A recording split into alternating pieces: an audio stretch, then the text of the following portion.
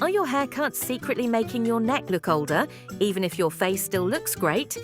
Because the truth is, the wrong cut can highlight sagging, lines, and looseness in ways most women don't even realize. And today, you'll learn the exact haircut mistakes to stop and what to do. Instead, if you want a softer, more lifted look instantly. Let's get into one of the biggest mistakes I see, and that is cutting the back of the hair too short and tight. Think of those super cropped napes, stacked bobs that sit high, or anything that fully exposes the neckline. It looks neat right after the salon. They are very clean and very polished. But here's what actually happens in real life.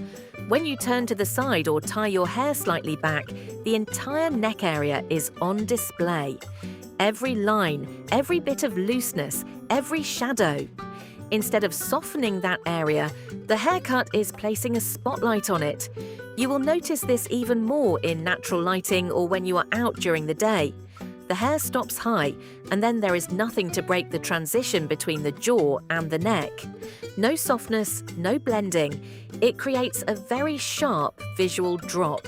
That is what makes the neck look more prominent and, in many cases, older. I see this a lot with women in their 50s and 60s who ask for something easy or fresh and end up with a cut that is just a little too exposed in the back. It is not that the haircut is bad, it is just not placed in the most flattering way for where the attention goes. It is sitting too high for where you actually want softness. What works better is keeping a bit of length right at the nape. Not long, just intentional.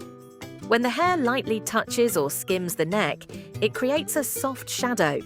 That shadow alone already diffuses the look of the skin underneath and makes the transition look smoother.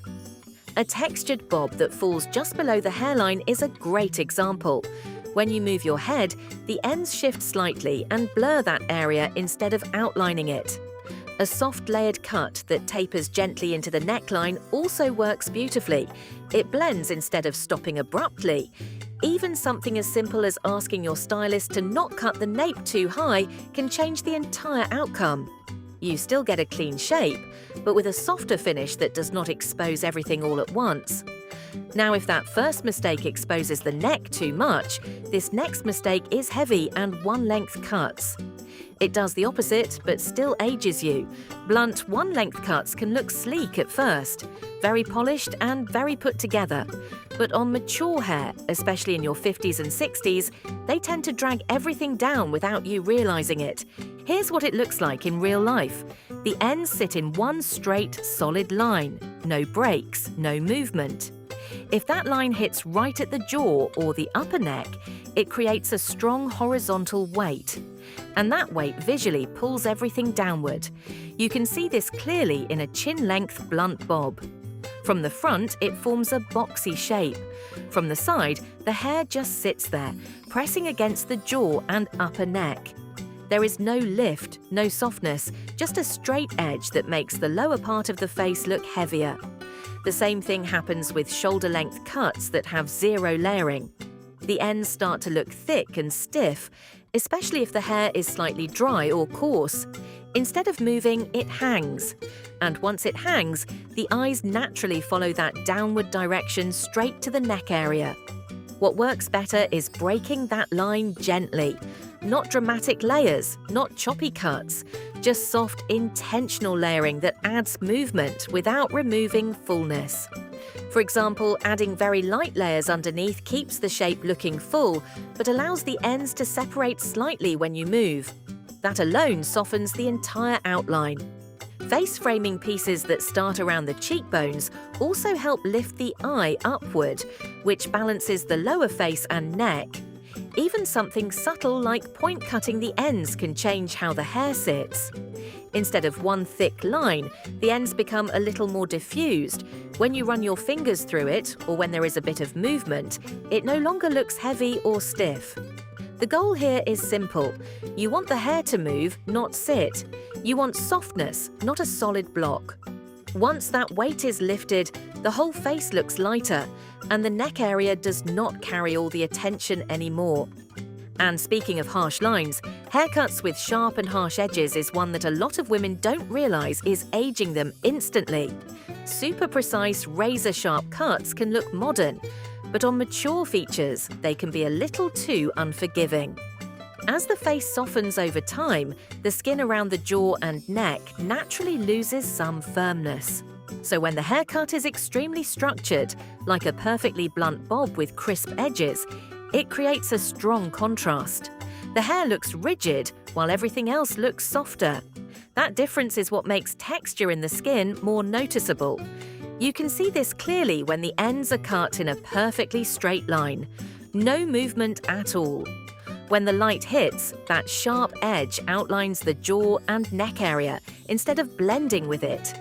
It almost acts like a frame that highlights every detail underneath. It is not the haircut itself that is the problem. It is the lack of softness in how it is finished. What works better is diffusing those edges just slightly, not messy, not overly styled, just softened enough so the hair moves naturally with your features. Feathered ends are a simple way to do this.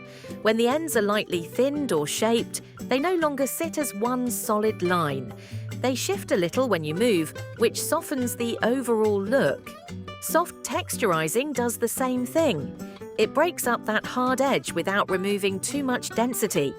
Even with a classic bob, a small adjustment makes a big difference. Ask for point cutting at the ends instead of a straight, blunt cut.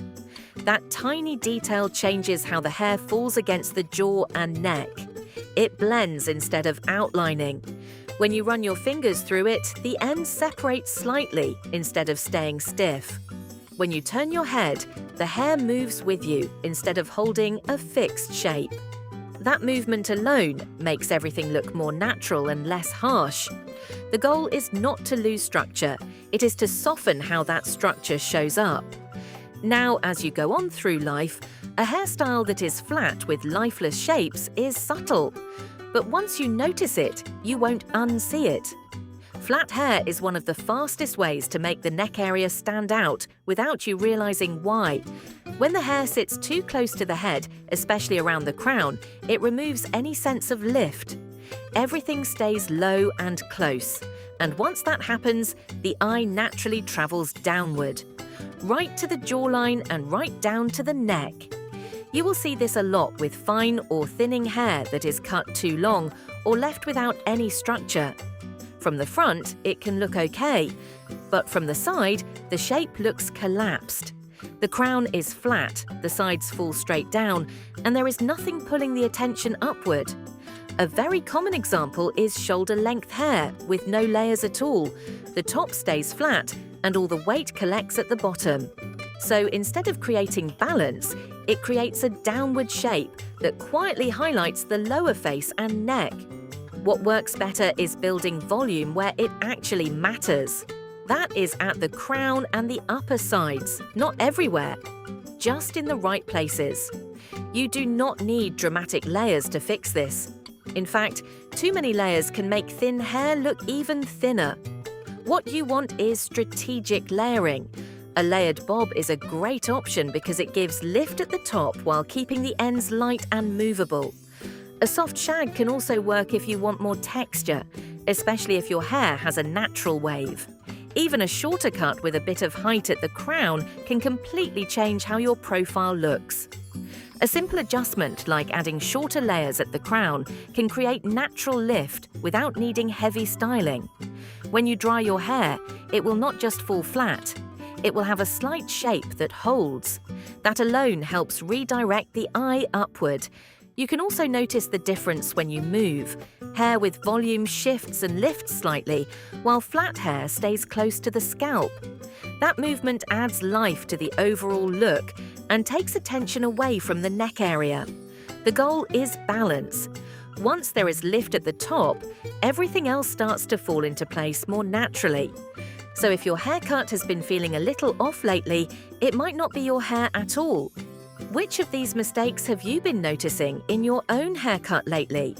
And if this helped you see your hair a little differently, you will definitely relate more to this next one.